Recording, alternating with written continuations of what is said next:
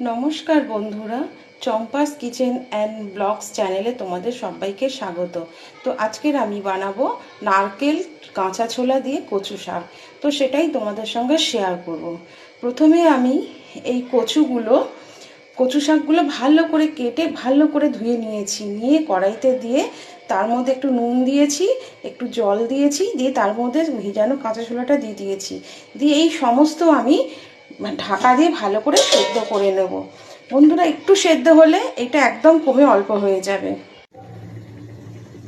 বন্ধুরা দেখো, আমার কচুটা এইভাবে সেদ্ধ হয়ে গেছে। কচুটা সেদ্ধ হয়ে কতটা কমে গেছে। এবার আমি এই জলটা ছেঁকে নেবো, ভালো করে ঝারিয়ে নেব। দেখো, এইভাবে আমি ভালো করে জলটাকে ঝারিয়ে নিয়েছি এবং হাতা দিয়ে এরকম চেপে চেপে যত জল আছে সব বার করে দিতে হবে, তাহলে আর গাল চুলকাবে না। মশলা লাগছে আমার তেজপাতা, কাঁচা লঙ্কা, পেঁয়াজ, টমেটো, আদা রসুন বাটা, নারকেল আর লঙ্কা, হলুদ, জিরে গুঁড়ো লাগবে। আদা রসুন, পেঁয়াজ, টমেটো, কাঁচা লঙ্কা সব ভাজা হয়ে গেছে। এবার এর মধ্যে আমি দিয়ে দেবো নারকেল কোড়ানো। নারকেল কোড়ানো দিয়ে এটাকেও একটু ভাজা ভাজা করে নেব।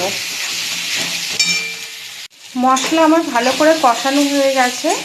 এবার এর মধ্যে আমি দিয়ে দেবো সেদ্ধ করে রাখা কচু শাক, দিয়ে এবার এটাকে ভালো করে নাড়তে হবে।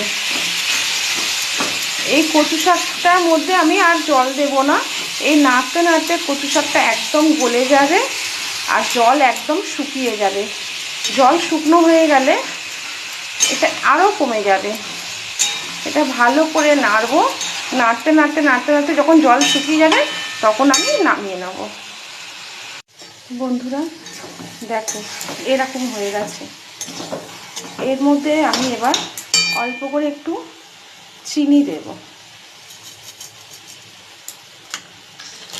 আর গরম মশলা দেব।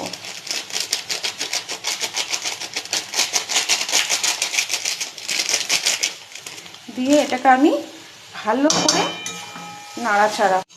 বন্ধুরা, আমার এবার হয়ে গেল, পুরো রেডি, ব্যাস রেডি হয়ে গেল।